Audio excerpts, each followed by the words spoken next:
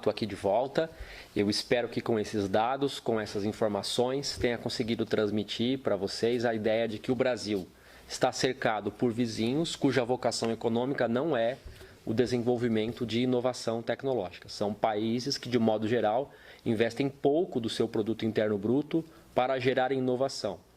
Preferem investir na produção e exportação de commodities. O Brasil, como vocês sabem, apesar dessa diversificação econômica, também é um país que não tem um papel importante em relação à inovação e à produção de patentes. Mas essa é só uma parte da nossa lição número 2.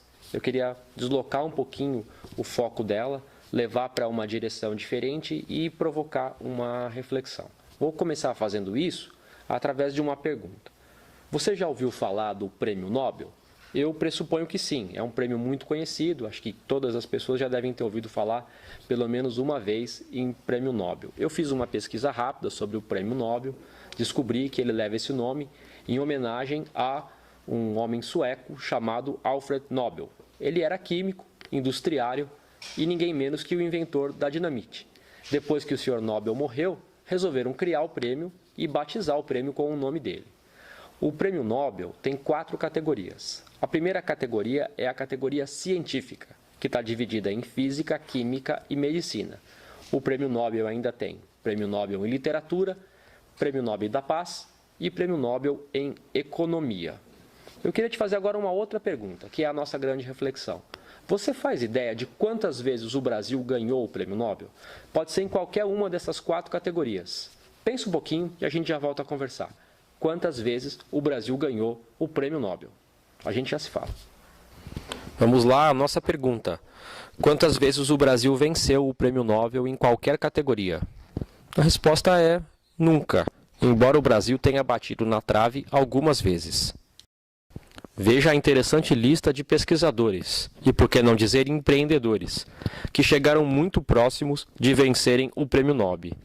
Entre eles, eu gostaria de destacar Carlos Chagas, indicado 4 vezes na categoria Medicina.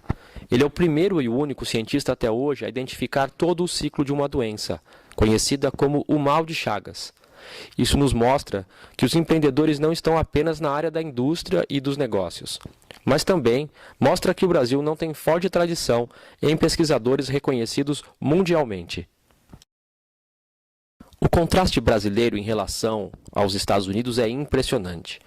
Nossos vizinhos norte-americanos são detentores de 207 prêmios apenas na área científica, o que equivale a 57% do total de prêmios distribuídos nessa categoria.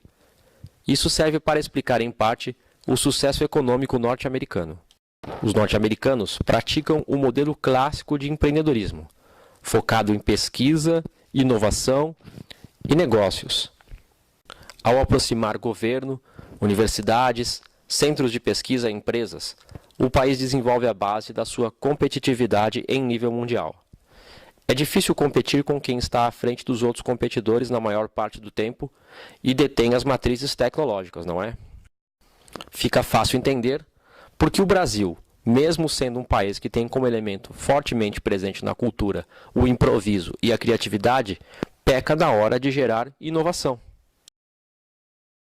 A essa altura do campeonato, você está desesperadíssimo, eu imagino. Acabei de dizer para você que você, brasileiro, mora num país que não tem vocação em pesquisa, que está cercado por países que também não investem muito em pesquisa. Aí eu venho na sequência e digo para você que o Brasil nunca ganhou um prêmio Nobel. Bateu na trave algumas vezes, mas nunca foi o vencedor de fato. Bom, a essa altura do campeonato, eu imagino que você está concluindo que você não está num lugar bacana para desenvolver o seu empreendimento, ser empreendedor. Mas eu queria levar você a pensar de um outro ponto de vista.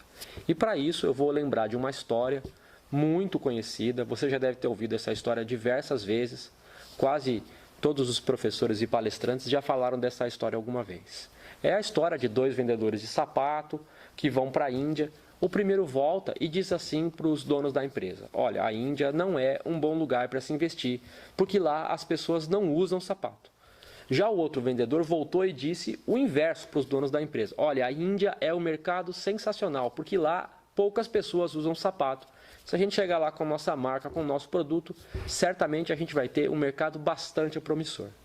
O que eu estou tentando dizer para vocês é que essa situação brasileira, quando o assunto é empreendedorismo, também depende muito de perspectiva. Eu acho que a falta desse investimento em inovação abre campo, abre oportunidade para os brasileiros mais sagazes, mais empreendedores, que tenham esse DNA empreendedor e queiram começar a desenvolver os seus próprios negócios. Então eu queria terminar a aula 2 com essa mensagem positiva. Apesar das circunstâncias internas, apesar da posição do Brasil em relação aos seus vizinhos da América Latina e essas grandes forças de empreendedorismo, e também o Brasil não ter uma marca histórica muito positiva no Prêmio Nobel, não quer dizer que você aí, onde você está, comece a pensar no seu negócio e possa ser o próximo empreendedor de sucesso. Tudo bem? A gente se vê na próxima lição. Obrigado.